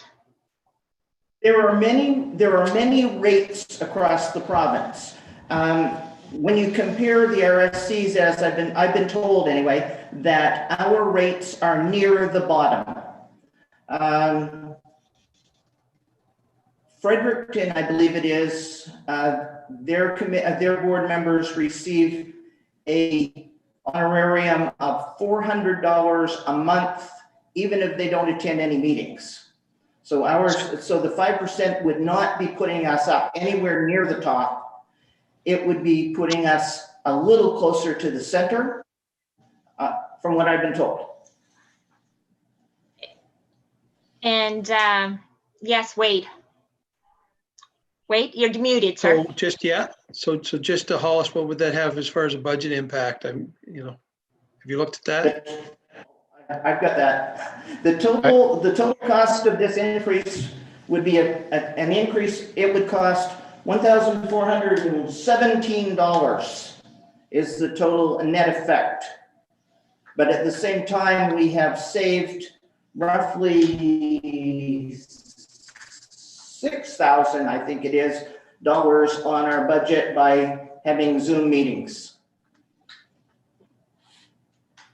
Okay. Thank you. Are there any further questions or discussion about the motion? Doug Nish, you're muted, sir.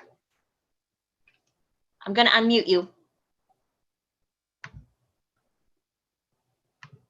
You're muted. I think you're still muted, Doug. There we go. Okay. Yeah, sorry. Did the committee consider, after studying what the CPI effect would have been had it been in place all along for the last 10 years, of upping that to 10% or 11%, an even 10% to catch up what the CPI would be, and considering then we would be back on an even keel. And I just wanted to make a comment. I know the chair just mentioned that in other places they do pay people an honorarium, and I think that our method of paying by the meeting is far superior to those, because I've heard lots of stories from other places that pay an honorarium that they have all kinds of people who never go to meetings and get $400 a month. So I think our quorum, meeting in and meeting out, we always have a quorum and we always have people participating. I think our system is a great system. I wouldn't mind having $10 more. Thank you. That's excellent. Jim, do you want to answer the question about the discussions? Yes, I will, if you don't mind, Madam Chair. We did look at the possibility of 10%, but nobody wants to be the politician that votes themselves a raise. And if they do, they want to make sure it's a fair one. In that we are only looking at half of what conceivably could have been ours if we'd done this in 2014, then I find that it's more appealing to the general public and probably to most board members. But it was discussed and anybody can make a comment. Doug, you had another comment? No. Look, okay. Jim, thank you for that. Perfect. Thank you. Alan? I'm fine with that. I'll settle for $5. It's not much. Alan? I just want to kind of take the focus off when we talk about people attending meetings and stuff. And I don't want people to think that just this meeting is all we're getting for our $100. We do a lot of reading in behind the scenes. So believe me, that's more work than this meeting ever is. Yeah. I just want to make sure we let people know that, absolutely. Talking about the whole month here, we get our $100 for what we do. Yes, it is. And you are absolutely right, yeah. Alan. This board meeting that we have is just the culmination of what the board thinks about through the month and what they have to read and what they keep up on, and maybe the reports that are sent out by staff that we have to stay on top of, so we're prepared for these discussions. So yes, the honorarium that we get, which is currently now $100 per board meeting, certainly certainly doesn't apply just to this time that we're at a board meeting. You are absolutely correct in that, Alan, and I thank you for pointing that out, because that is important for people to know. There's a lot that goes in that the board members do. It goes far beyond this meeting. So thank you for pointing that out. Excellent. Any other questions or comments? Anything for Jim? Nothing to note? Okay, so hearing nothing more to be asked or commented on. Madam we'll move- Chair? Yes, yes. I have just a quick question. When you say immediately, does that apply to this meeting?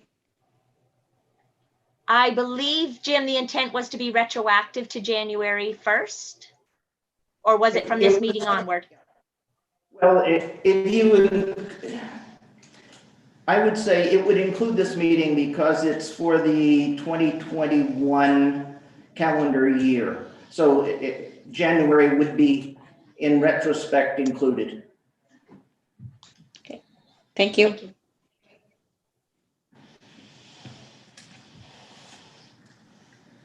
And those are per diems for both board and committee meetings that would see this applied. And we did, the first question we asked was, Hollis, what would this do to the budget? And we did want to compare the cost of living that has been applied, the CPI, and we got that at 11.8, as Jim said. So this is actually well under the 50% of what it would have been if cost of living had been factored in to the per diems all along. So did have a good, robust discussion. Okay, with any more questions? One more call for questions or comments? None? We'll move on to be ready for the question to call for a vote. So once again, if you're on the screens, raise your hand and leave them up long enough for Claudette to count them, please. And then we'll go to the boardroom and then we'll go to the phone. So all in favor on the screen can raise your hand. Perfect. And all right, and then we'll go to the boardroom. How many hands in the boardroom? Four in the boardroom. Perfect. And then we'll go to the phones, and we've lost Faith, as she warned us we might. So we'll go to Wayne McQuarrie. Yes. And we'll go to Wayne Sturgeon. Yes. We have our motion. Thank you, board. And once again, Jim, I'll turn it back to you because I believe you have something else. Yes, Madam Chair. As a second motion in relation to the first, I would like to move that the amount of per diems be increased annually at the same rate at the same time as cost of living increases are given to staff. So that's the motion. I move. Okay, motion has been made. Do we have a seconder? Second. Heather, I saw you raise your hand. Thank you so very much. Are there any questions or comments about that second motion coming from Jim out of bylaws review? Any questions or comments? And Jim, I believe the intent was so that we're not themselves an increase down the road, just make it easy to if the board approves a cost of living for staff of the commission, then the board members will get one increased at the same rate and at the same time. And if the board doesn't give staff one, the board also doesn't get one. So makes it pretty equitable and make sure that there's no struggle like this of getting 7 years worth of saying, hey, we need to take a look at this. So that with that being said, unless anybody else has comments or questions, we'll move on to calling for the vote, and we'll start with the phones this time just to switch things up. Wayne Sturgeon. Aye. Wayne McQuarrie. Yes. And we'll go to the boardroom. Hands up if you're in favor. How many hands are up in the boardroom? Four. Perfect. And on the screens, raise your hand so Claudette can count them.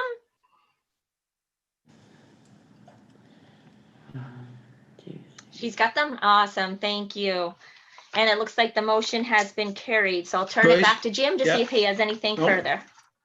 Joyce, I just wanted to abstain from the vote because conflict of interest. I think I just wanted to abstain from the vote because it could impair my judgment that if I vote down a pay increase for the staff, then I'm voting one down for myself as well. So I just want to abstain from this one.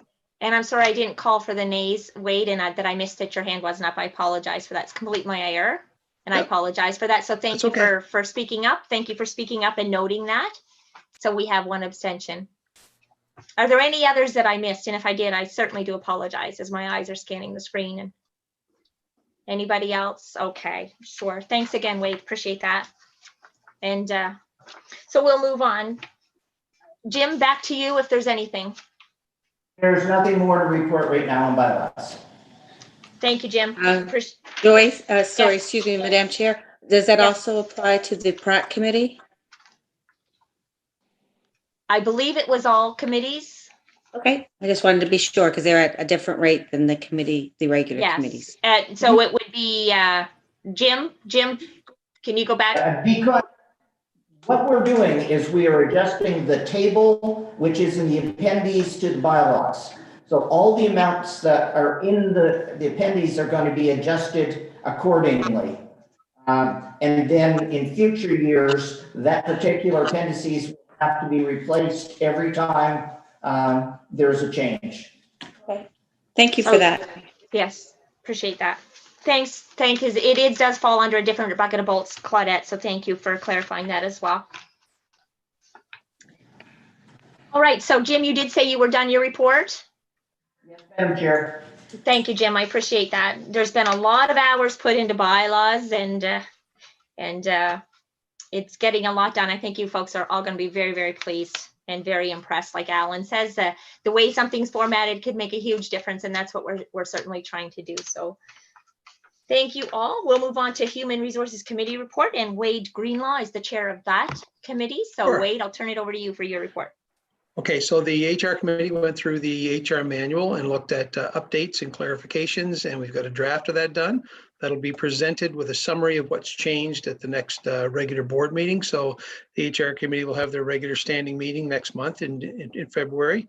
And it's that time of year that everybody loves. It's time for the ED's annual assessment. So we've a little bit different this year. We've got a different format. So there'll be a paper copy delivered at the next regular board meeting to everybody, or you can do it in an electronic copy.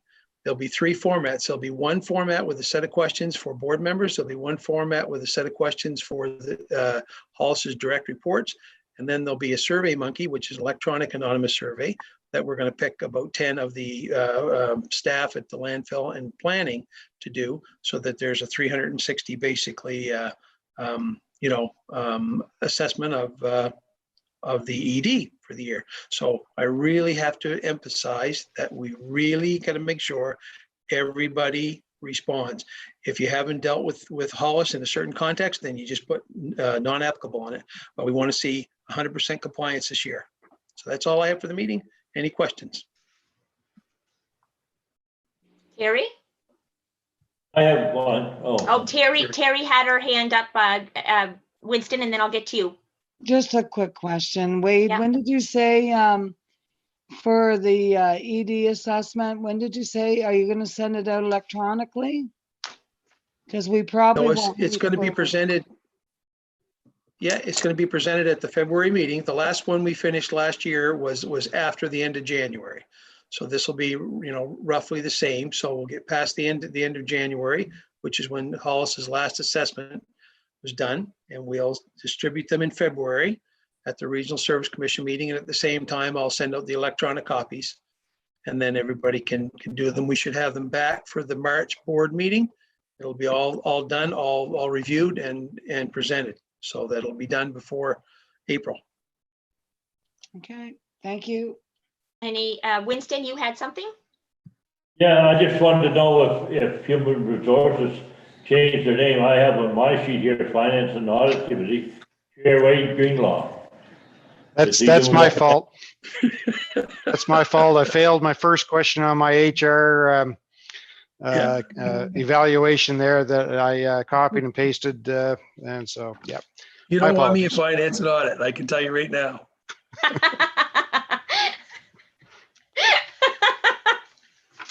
Oh dear. Well, you do great at HR, so we'll all work out where we have our strengths. Are there any other questions for Wade about his report? Questions or comments? None to note? We're ready for the votes. Okay, we'll go back to the screens first. If you're on screen, raise your hand if you're in favor. What are you voting for? All in favor can raise your hand. What are we voting for? Wasn't, I didn't make any motion. Lord have mercy. Nothing. No motion. My internet keeps cutting out and I'm just flustered here. You guys are so patient with me and I sure appreciate you. Okay, so we have nothing to vote on. Are any further questions or comments for Wade? There's nothing to vote on. Is that the end of your report, Wade, or is there anything else? Perfect. Thank you, Wade. Appreciate that.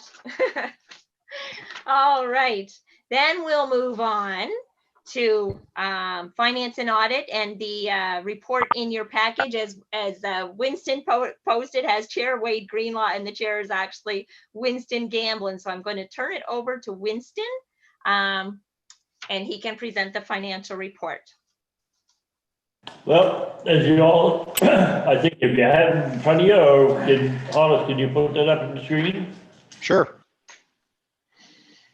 Because it looks so good, I mean, I want to look at it, really and truly.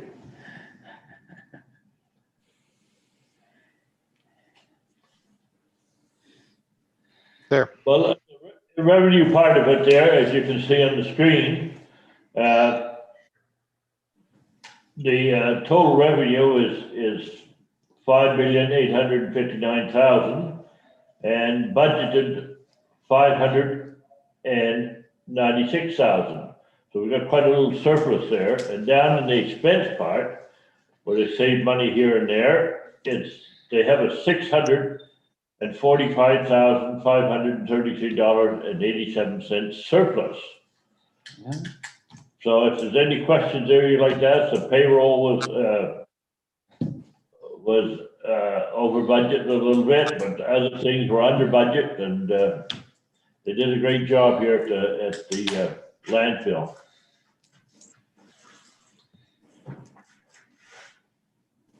Any questions there?